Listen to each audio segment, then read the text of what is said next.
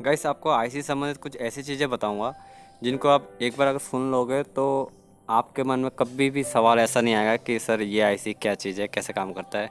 एकदम सिंपल सा हिंट आपको देता हूँ। गाइस इस पीसीबी प्लेट में आपको अगर आप काउंट भी करते हो तो ज़्यादा से ज़्यादा 3 4 5 आईसी दिखेगा आपको। लेकिन ये 3 4 5 आईसी इस मोबाइल में है। किसी मोबाइल में आपको 10 आईसी मिलेगा, किसी मोबाइल में 2 आईसी मिलेगा, किसी मोबाइल में 5 आईसी मिलेगा, किसी मोबाइल में 8 आईसी मिलेगा। और ख़ास तौर पे आप कितने मोबाइलों को डायग्राम को रट लोगे, 1 मोबाइल, 5 मोबाइल, 10 मोबाइल, 20 मोबाइल। लेकिन मार्केट में करोड़ों मोबाइल होते हैं। अब करोड़ों मोबाइल का डायग्राम को आपको याद रखोगे ये इम्पॉसिबल है गाइस। तो शॉर्टकट तरीके से आपको समझ में आना चाहिए, वो तरीका आजमाए। गाइस ये जो बड़ा वाला आईसी आपको दिख रहा है, ये चारों तरफ से पेस्ट लगा हुआ है, ये सीपीयू आईसी है। और सीपीयू के राइट साइड में जो आईसी देख रहे हो ये पीएफओ आईसी है, ये नेटवर्क आईसी है। अब ये नेटवर्क आईसी पहचान कैसे है, इसमें लिखा हुआ तो है ही, लेकिन इस हमेशा आपको एक चीज़ याद रखना है, जहाँ पे एंटीना होता है। अब एंटीना का कनेक्शन कहाँ जाएगा? एक्सटर्नल एंटीना में। एक्सटर्नल एंटीना से जो लाइन को आप ट्रैक करोगे जिस आईसी के अंदर जाएगा वो हमेशा नेटवर्क आईसी ही कहलाएगा। नेटवर्क आईसी को पीएफओ आईसी कहते हैं, नेटवर्क आईसी को आरएफ आईसी भी कहते हैं। अभी नेटवर्क आईसी के बीच में क्रॉस चिन्ह भी होता है, जो कि आप दूसरे इमेज पे देख पा रहे हो। इस टाइप का आईसी भी होता है। तो ये क्रॉस चिन्ह का आईसी जहाँ पे भी होगा वो नेटवर्क आईसी होगा। और ख़ासतौर पर नेटवर्क आईसी में जो लाइन आपको दिख रहा है जो एक्सटर्नल एंटीना होकर जा रहा है, तो सिंपल सा ये एंटीना जहाँ पे होगा उसके पास में जो भी आईसी होगा वो आरएफ आईसी है, मतलब नेटवर्क आईसी होगा। और इस सीपीयू जैसे आप नीचे देख पा रहे हो ये रैम है, ये स्टोरेज करने का काम आता है। लेकिन आज तक ऐसा कोई केसेस नहीं आया कि इसमें ये रैम को रिप्लेस करना पड़े। और ये साइड में लंबा सा जो आईसी दिख रहा है ये आरटीसी है, रियल टाइम क्लॉक कहते हैं इसको। इसका फॉल्ट भी आज तक कभी नहीं आया। अब जो बड़े मोबाइल मिल रहे हैं उनमें रैम वगैरह रिप्लेस होते हैं, लेकिन इन कीपैड मोबाइल में रैम कोई रिप्लेस करवाता नहीं है। और रैम का इतना प्रॉब्लम आता ही नहीं है, क्योंकि कीपैड मोबाइल में इतना ओवरलोड का काम होता ही नहीं है, तो रैम जल्दी से ख़राब नहीं होते। अब ये बैटरी कनेक्टर पे, बैटरी कनेक्टर जस्ट नीचे आप 6 पिन का आईसी देख रहे हो, चार्जिंग जैक के पास में भी 6 पिन का आईसी देख रहे हो। ये आईसी चार्जिंग आईसी भी हो सकता है और नहीं भी हो सकता है, क्योंकि फॉल्ट के हिसाब से हम चलते हैं। हर आईसी का ज़रूरी नहीं है कि याद रखना ही पड़ेगा ये आईसी किस काम करता है, ये आईसी क्या होता है। मेन जो आईसी होता है 5-6 गिनच उनके आईसी है, उन आईसी को आपको याद रखने की ज़रूरत है, बाकी आईसी को आप भूल जाओ। अब मैं एक बार चाइनीज़ कीपैड साइड में आपको दिखाता हूँ। इसमें देख पा रहे हो, इसमें ये जो बड़ा सा आईसी दिख रहा है ये सीपीयू है, क्योंकि इस एक तो ये बड़ा है इस पीसी प्लेट में, और दूसरा चीज़ है इस आईसी के पास के चारों तरफ आप देखोगे तो ज़्यादा से ज़्यादा आपको ट्रैक दिखेंगे, मतलब लाइनें दिखेगा। तो जिस आईसी के पास में ज़्यादा लाइनें दिखे वही आईसी सीपीयू मान सकते हो आप। और मेन तो ये सबसे बड़ा है इस प्लेट में, तो ये सीपीयू है। खासतौर मेरे एक्सपीरियंस के हिसाब से मैं बता रहा हूँ यही सीपीयू है। और इसके अंदर आपको नीचे आप जो देख रहे हो जहाँ पे एंटीना है जीएसएम और जीएनडी का जो एंटीना है, उसके ऊपर जस्ट आप देख पा रहे हो एक बड़ा सा आईसी है।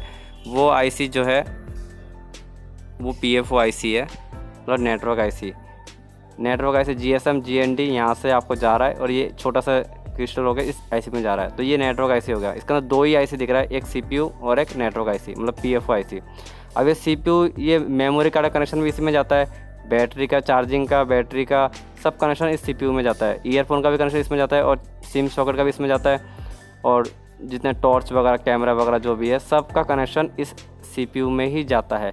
ये चाइना फ़ोन है, इसलिए एक ही आईसी में कॉम्बिनेशन के थ्रू मतलब सारे काम एक ही आईसी में कर रहा है। अब मैं आपको एक जियो का सेट दिखाता हूँ।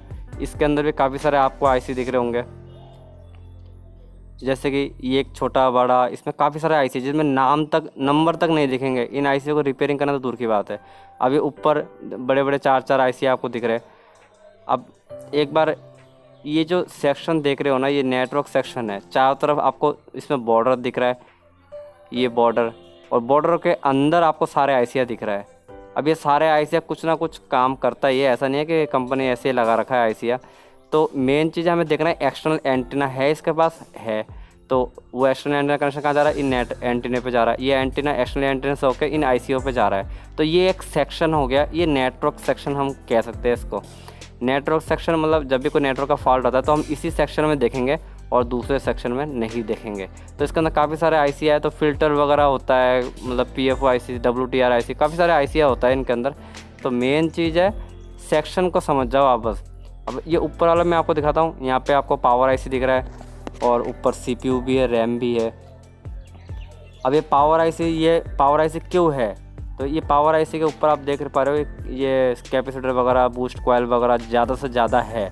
जिस आईसी के पास में आपको मोटे मोटे कैपेसिटर दिखेंगे, मोटे मोटे बूस्ट कॉइल दिखेंगे, वो आईसी पावर आईसी मान सकते हो आप। और ख़ास तौर पे आईसी के ऊपर पीएम लिखा हुआ मिलेगा, क्वालकॉम पीएम आईसी मिलेगा या मीडियाटेक पीएम आईसी मिलेगा। तो मतलब ये मान के चलो, ये जहाँ पे मोटे मोटे कैपेसिटर होंगे उसके पास में जो भी आईसी होगा वो पावर आईसी मान सकते हो। अब ये आपको इसमें 2 आईसी दिख रहे हैं, जो बड़े बड़े आईसी दिख रहे हैं आपको। अब इसमें से एक कन्फ्यूजिंग है, सीपीयू कौन सा है, रैम कौन सा है। सीपीयू का शेप चारों तरफ आपको सेम मिलेगा और रैम का जो शेप है रैम का जो शेप है वो चारों तरफ सेम मिलेगा, और सीपीयू का जो शेप है वो सेम नहीं मिलेगा। और सीपीयू के चारों तरफ आपको वायरिंग ज़्यादा दिखेगा। तो ये था सीपीयू की पहचान, रैम की पहचान और पावर आईसी की पहचान। अब मैं आपको एक एंड्रॉयड मोबाइल का मदरबोर्ड दिखाता हूँ। अब इसमें आप देख पा रहे 2 बड़े बड़े आईसी दिख रहा है। तो लेफ़्ट साइड वाला आईसी हो गया रैम और राइट साइड हो गया सीपीयू। सीपीयू में स्पेक्ट्रम लिखा हुआ है और उस तरफ भी अलग अलग कंपनी का नाम लिखे हुए मिलेंगे। तो मेरे एक्सपीरियंस के हिसाब से राइट साइड वाला जो है वो सीपीयू है और लेफ़्ट साइड वाला है वो रैम है। इनका भी एक रास्ता है, कन्फ्यूजिंग अगर हो जाते हैं तो मैं आपको वो हिंट बताऊंगा कि आप कंफ्यूज हो गए नहीं कि रैम कौन सा है, सीपीयू कौन सा है, वो मैं आपको वीडियो के लास्ट में बताऊंगा। तो ये जो सेक्शन है, अब ये सेक्शन कोई भी हो सकता है, बैटरी का भी हो सकता है या कैमरा सेक्शन भी हो सकता है। अब यहाँ पे भी ये एक सेक्शन हो गया, ये भी एक सेक्शन हो गया। तो ये सेक्शन या तो टच आईसी का सेक्शन होगा, ये डिस्प्ले का कनेक्टर है तो इसका बगल में जो है ये हो सकता है, कंफर्म नहीं है कि डिस्प्ले सेक्शन ही हो। अब इसके अंदर भी एक आईसी है, यहाँ पे भी एक आईसी, ये चार्जिंग आईसी होगी, उसके बगल में चार्जिंग जैक लगा हुआ रहता है। ये काम करते करते हमें एक्सपीरियंस होता है कि कौन सा आईसी कहाँ पे रखा हुआ है। और मेन चीज़ है हमारे पास डायग्राम होना चाहिए मेन, तो डायग्राम के अकॉर्डिंग हमें कंफर्म होता है कि कौन सा आईसी, यही आईसी पावर आईसी, यही आईसी जो सीपीयू है। तो अब मैं आपको एक एमआई का सेट का मदरबोर्ड दिखाता हूँ। अब इस मदरबोर्ड में आप देख पा रहे हो कितने आईसी है।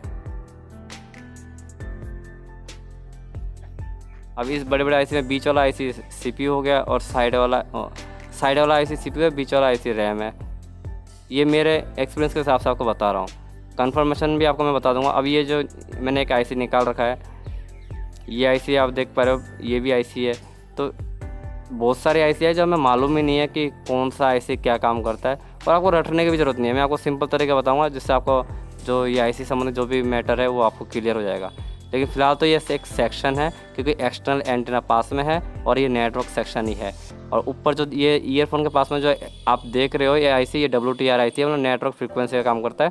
तो इस मोबाइल में पावर आईसी 2 जगह पे लगा हुआ है। अब ये भी एक सेक्शन है, ये कैमरा कनेक्टर के पास में है तो कैमरा सेक्शन हो गया। मैं एक बता रहा हूँ आपको, मतलब जब मैंने इसका, मेरे पास डायग्राम नहीं है, ये मैं वर्क करते रहता हूँ उसके अकॉर्डिंग आपको बता रहा हूँ। अब ये भी आईसी पावर आईसी है, इसके पास में देखो मोटे मोटे कैपेसिटर वगैरह, बूस्ट कॉइल वगैरह लगा हुआ है, तो इसलिए मैं पावर आईसी कहता हूँ। और इस आईसी के चारों तरफ भी पावर आईसी मतलब कैपेसिटर वगैरह लगा हुआ है, तो इसको मैं पावर आईसी कह सकता हूँ। गाइस, अब एक सवाल मैं आपसे पूछता हूँ, जैसे कि नेटवर्क आईसी काम कैसे करता है। अब स्क्रीन पे जैसे देख पा रहे नेटवर्क आईसी है, एक नहीं है, 2 है, फिल्टर भी है और एक्सटर्नल एंटीना भी है। लेकिन आपको एक कॉमन चीज़ बताता हूँ, जो भी आईसी वगैरह वर्क करता है ना, उसमें एक वोल्टेज जाएगा तो ही वो आईसी वर्क करेगा। वोल्टेज अगर नहीं जाएगा तो वर्क नहीं करेगा। वोल्टेज जाने के बाद में ही वो आईसी ऑन होता है और उसके बाद में जहाँ जहाँ जिसको जो सप्लाई की ज़रूरत पड़ती है वो सप्लाई वो आईसी पास करता है। गाइस, ये जो नेटवर्क आईसी है इसके पास में आप कैपेसिटर देख रहे हो। इस कैपेसिटर में बैटरी कनेक्टर से जो वोल्ट निकलता है, जब हम बैटरी को लगाते हैं तो वोल्ट हर जगह पे जाता है, तो आपको पता है ही। इस नेटवर्क आईसी के पास में भी इस कैपेसिटर के थ्रू इस पीएफओ आईसी में वोल्टेज जा रहा है। तो सपोज करो ये कैपेसिटर शॉर्ट हो तो या तो मोबाइल डेड दिखेगा, अगर ये कैपेसिटर में वोल्टेज नहीं आएगा तो नेटवर्क भी आपका नहीं आएगा।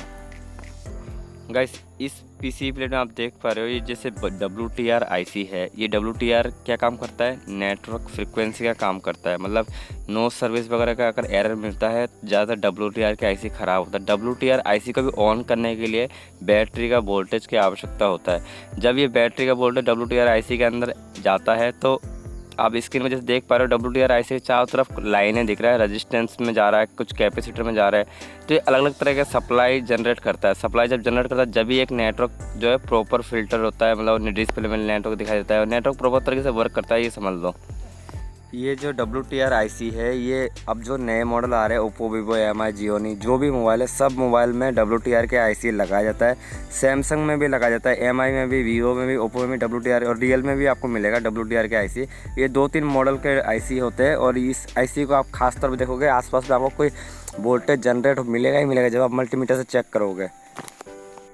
अभी बैकलाइट ड्राइवर आईसी के बारे में बताता हूँ। जैसे कि मोबाइल में हम मोबाइल को जब ऑन करते हैं तो डिस्प्ले में जो लाइट आता है वो लाइट का प्रोसेस भी एक आईसी के थ्रू होता है, जिसको हम बैकलाइट आईसी भी कह सकते हैं। और किसी में डायरेक्ट कनेक्शन भी होता है पावर आईसी के थ्रू, मतलब डिस्प्ले लाइट में। अभी प्रोसेस कैसे होता है, ऑन कैसे होता है, ये चीज़ को एक बार समझ लीजिए। जैसे कि आप देख पा रहे हैं बैटरी कनेक्टर जहाँ पे है, वहाँ पे जब हम बैटरी को लगाते हैं तो एक वोल्टेज जनरेट होता है, जो वोल्टेज इस आईसी में जाता है, इस आईसी के थ्रू इस कनेक्टर में जाता है और इस कनेक्टर के थ्रू डिस्प्ले में जाता है। गाइस, जब हम मोबाइल को ऑन करते हैं तो मोबाइल के जो डिस्प्ले में लाइट आता है वो लाइट कम से कम, ये नहीं है कि 3 वोल्ट से वो डिस्प्ले ऑन हो जाता है। उस डिस्प्ले को ऑन करने के लिए किसी मोबाइल में 10 वोल्ट की आवश्यकता होती है, किसी मोबाइल में 16 वोल्ट की आवश्यकता है। जैसे कि आप स्क्रीन पर देख रहे हो LED A.16 वोल्ट लिखा हुआ है। तो ये रेडमी का मोबाइल है, इस मोबाइल के डिस्प्ले को ऑन करने के लिए 16 वोल्ट की आवश्यकता होता है। और जो कि हमारा बैटरी जो है वो 3 से 4 वोल्ट ही देता है, हाईएस्ट 5 वोल्ट देता है। लेकिन 16 वोल्ट कैसे जनरेट होगा डिस्प्ले में?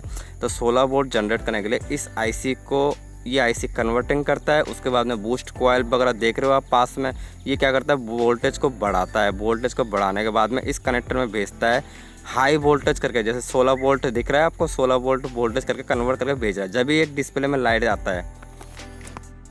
गाइस, अब इस इमेज को देख के थोड़ा समझिए, जहाँ पे PM8937 लिखा हुआ है, ये पावर आईसी हो गया। PM का मतलब मैंने बताया था आपको, पावर आईसी होता है। अब ये पावर आईसी के आसपास आपको जितने भी कैपेसिटर, बूस्ट कॉइल वगैरह दिख रहे हो, हर एक बूस्ट कॉइल, हर एक कैपेसिटर के आसपास देखो आपको वोल्टेज जनरेट दिख रहे हो। कहीं पे 2 वोल्ट मिल रहा है, कहीं पे 1.9 मिल रहा है, कहीं पे 3 वोल्ट मिल रहा है, कहीं पे 5 वोल्ट मिल रहा है।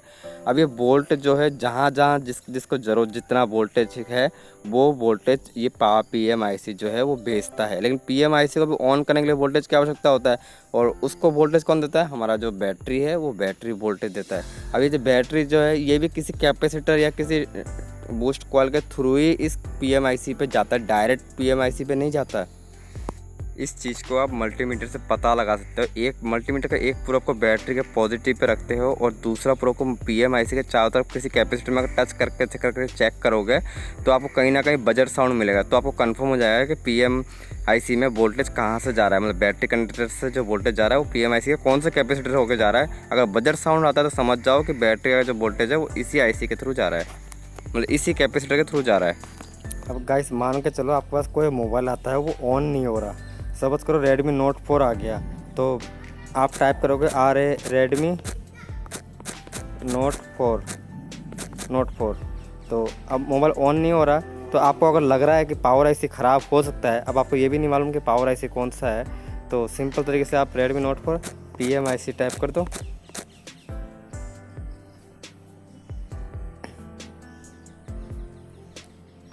अभी देखो नेट पे काफ़ी सारे ट्यूटोरियल दे रखा है।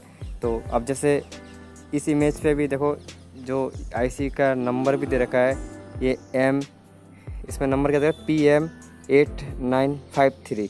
तो 8953 आप अपने मदरबोर्ड में मैच कराओ कि PM8953 मतलब कौन सी आईसी पे लिखा हुआ है, तो उसके अकॉर्डिंग आपको ये मालूम पड़ जाएगा कि पावर आईसी कौन सा है। और उस आईसी के चारों आप टेस्ट करके आप कंफर्म कर सकते हो कि पावर आईसी ख़राब है कि नहीं है। तो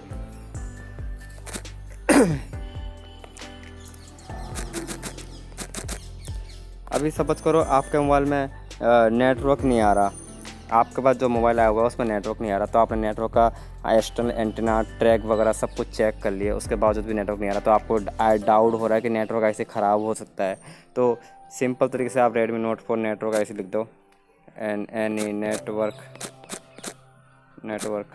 IC। तो यहाँ पे काफ़ी सारे आपको इमेज दिख ही रहे, तो इसमें आप गौर कर सकते हो।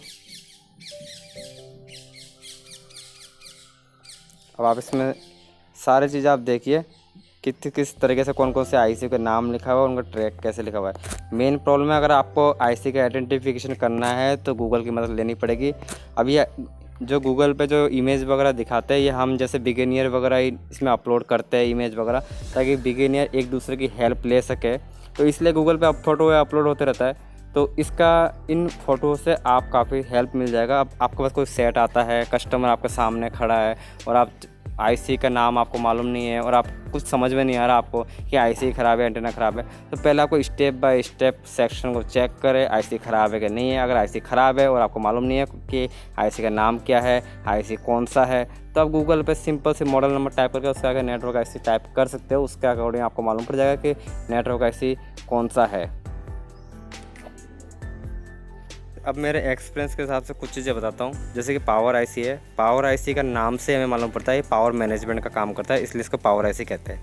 अब जब बैटरी कनेक्टर में जब हम बैटरी को लगाते हैं तो बैटरी से जो वोल्टेज पीसीबी बुलेट में जाता है वो पावर आईसी में ही जाता है, ताकि पावर आईसी जो है बाकी जिस आईसी को जितना वोल्टेज की आवश्यकता होगा उतना वोल्टेज पावर आईसी मतलब सेंड करता है, भेजता है। तो जब किसी मोबाइल में पावर आईसी ख़राब होता है तो मोबाइल में 2-3 तरह की समस्या दिखेगा आपको। एक तो मोबाइल ऑन ही नहीं होगा, एक समस्या ये हो सकता है। एक समस्या ये भी हो सकता है कि जिस कंपनी का मोबाइल है उसके लोगो में ही अटक रहा हो, जैसे मोबाइल ऑन तो हो रहा है लेकिन प्रॉपर ऑन नहीं हो रहा, तो ये भी पावर आईसी का हो सकता है प्रॉब्लम। तो ऐसे छोटे मोटे प्रॉब्लम आते रहते हैं, वो जैसे जैसे वर्क करोगे वैसे वैसे आपका एक्सपीरियंस बढ़ता जाएगा।